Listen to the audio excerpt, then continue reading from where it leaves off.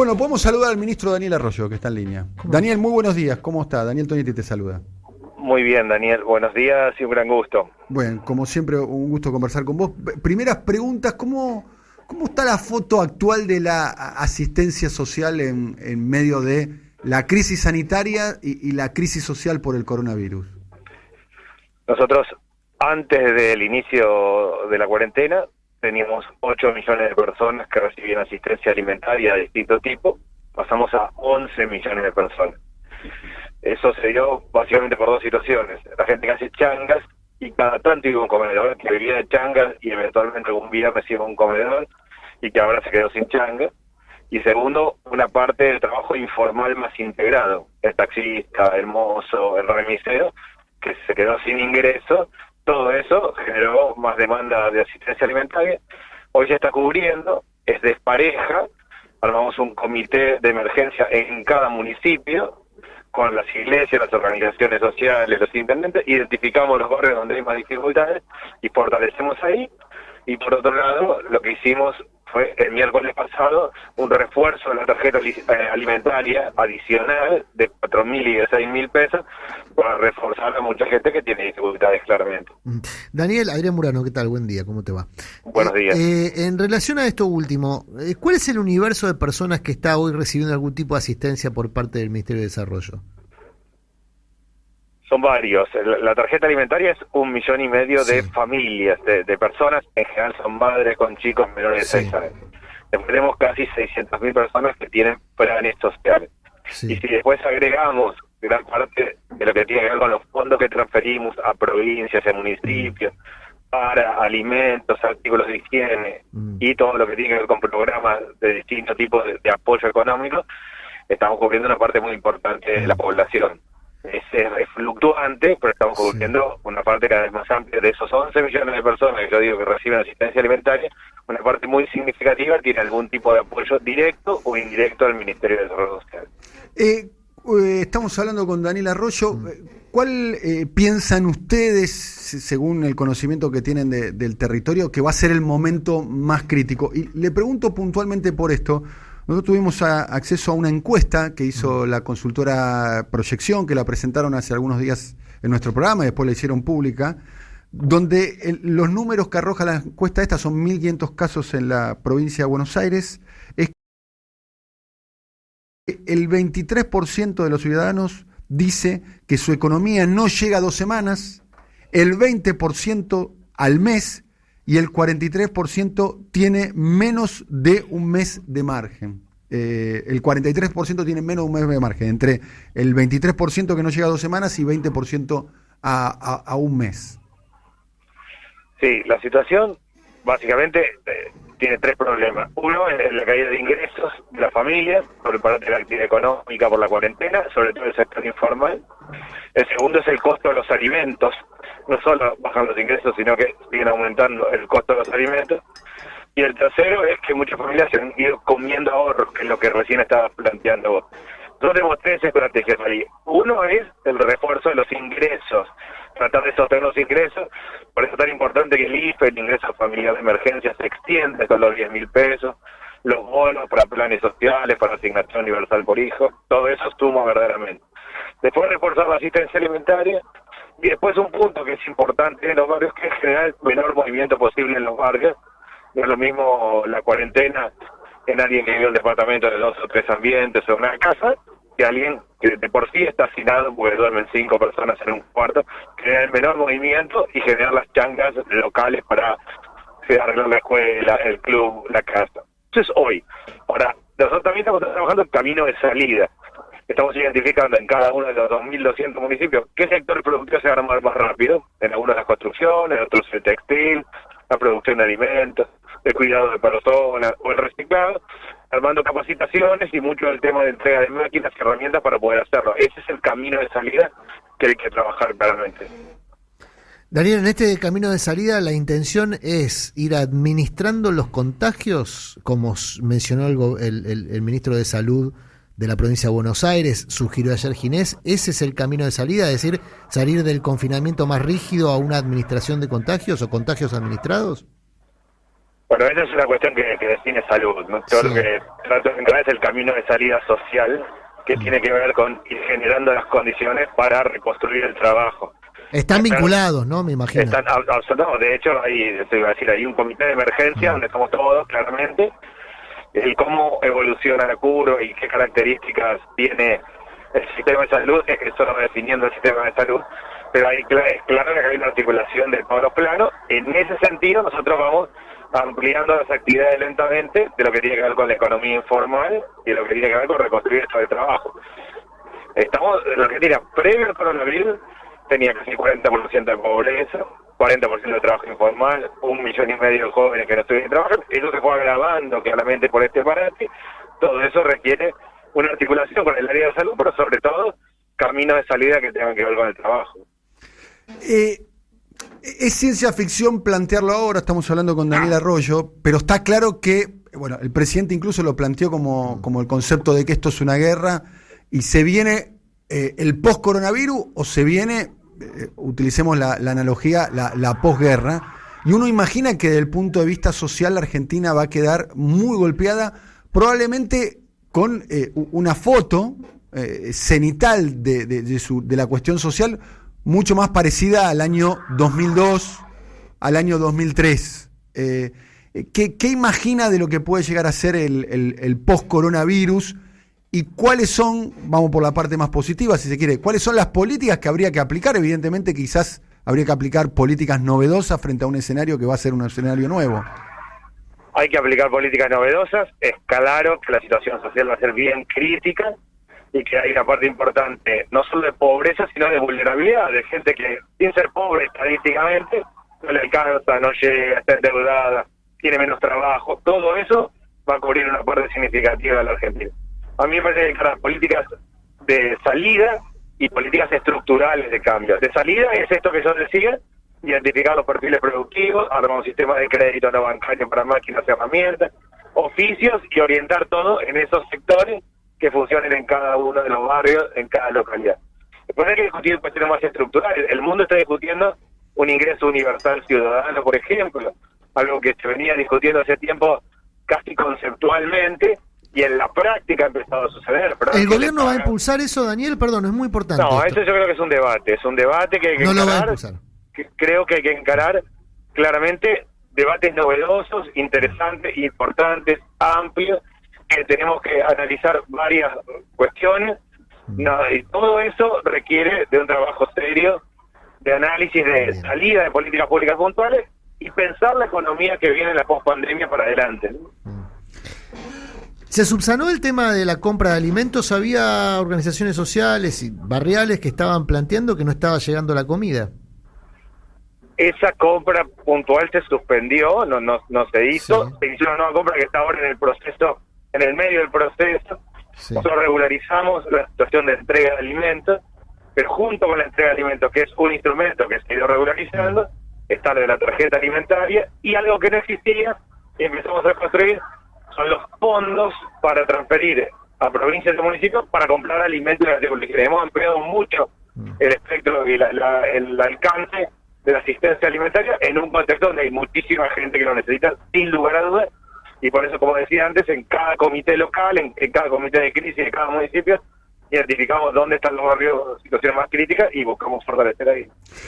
La última pregunta por mi parte, estamos hablando con Daniel Arroyo. Nosotros hemos discutido acá la semana pasada, más que discutido, hemos debatido aquí en el programa sobre la idea de que los sectores más vulnerables tengan acceso al dinero para comprar sus alimentos y cocinar en sus casas, y no la idea quizás un poco... de lo cual está un poco romantizada, de los comedores, de los merenderos, cuando quizás lo ideal sería que ese niño, esa niña o esa familia coma en el interior de su casa, pueda comprar los alimentos a los cuales pueda acceder. Es muy utópico pensar en eso, digamos, en que las familias puedan comer en sus casas y que el gobierno pueda garantizar que se puedan hacer de esos alimentos para alimentar en sus casas y reconstruir esa imagen de mesa familiar, y no la imagen de los merenderos, esas largas filas, o las imágenes del ejército dando viandas en los barrios. ¿Es una utopía o alguien está pensando en eso? No, yo de hecho fui por ese camino a una semana de haber asumido el gobierno, pusimos en marcha la tarjeta alimentaria en Concordia, la ciudad que tiene los índices de pobreza más altos de Argentina, y luego lo extendimos prácticamente a todo el país, con ese esquema de fortalecer la comensalidad en el hogar. Nosotros tenemos que ir por dos pasos, uno es ese, y el otro en los comedores, para un esquema de tarjetas para quienes organizan el comedor, de modo tal que mientras coexisten los dos sistemas, quienes están en los comedores también puedan comprar en la verdulería de esquina, de vuelta, muevan la economía local, generen movimiento económico local y además se pueda mejorar la nutrición. No es solo un tema de cómo se organiza, es de buena nutrición. Pero la tarjeta alimentaria, el 70% de las compras son leche, carnes, frutas y verduras. Eso marca también la orientación a la buena nutrición. El camino es la comensalidad en el hogar. Está claro que eso es un problema importante hoy. Las escuelas, donde había 1 de cada 3 chicos que estaban en el comedor escolar, ahora hay muchas más familias que van a requerir asistencia. Bueno, en ese contexto, hoy estamos trabajando en los dos planos, pero el camino es la comensalidad en el hogar. Daniel, un abrazo muy grande, como siempre. Muchas gracias. Hasta luego. Daniel Arroyo, ministro, venía para mí uno de los mejores integrantes del gabinete de Alberto Fernández. Le dieron una misión que era complicada, sí, ¿no? La aplicación de la tarjeta alimentar venía bien. Supuestamente el programa terminaba en su aplicación en la última semana de marzo, lo agarró la pandemia y después, en mi opinión, con un poco de información, sí, se comió el garrón muy injustamente, del episodio de los sobreprecios en la compra de alimentos. Sí. Peligro de haber loteado, claro, un ministerio muy sensible en este momento. Esa fue una decisión política que me parece que lo excede siempre muy sensible el Ministerio de Desarrollo Social. No podés lotear un poquitito para acá, un poquitito para allá, otro poquitito para allá, habilitar las internas, el costo es este. Y es importante destacar, no se lo dije al aire porque así como los elogios se hacen después, todo el mundo destacó la honestidad. Nadie puso en tela de juicio que en el acto de la compra con sobreprecios de alimentos estaba involucrado el ministro. Quizás estaba involucrado en términos administrativamente, por haber permitido eso, porque no lo vio, porque lo dejó hacer, no importa. No, pero no en términos... No, y aparte la preexistencia del sistema.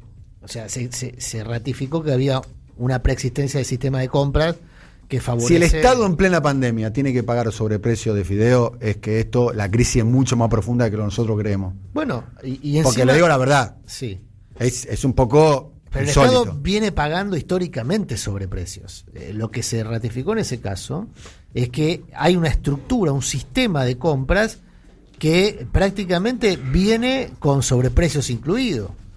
Y después hay una serie de justificaciones que daban incluso los propios dueños de estas empresas. Nobleza obliga el tratamiento que tuvo el sobreprecio de alimentos y el sobreprecio de barbijos. Claro. Que es mucho más escandaloso porque compromete de modo directo a familiares directos de funcionarios de Horacio Rodríguez Larreta. Claro. A la sazón el hermano de Felipe Miguel. Sí. A la sazón el hermano de Felipe Miguel. Sí. Y un señor, un abogado muy vinculado con el poder real. Cosa que no pasa acá. No. Acá no pasa. Acá no está comprometido el hermano de Santiago Cafiero.